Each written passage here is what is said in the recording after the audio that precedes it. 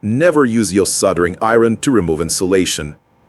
Apart from the odor and damage to the tip, the plastic remains will get stuck between the wire strands, which will impair joint quality. The method may be used when removing insulation from the coil wire, but never with regular wires. And I implore you, please do not use a soldering iron to make holes in plastic.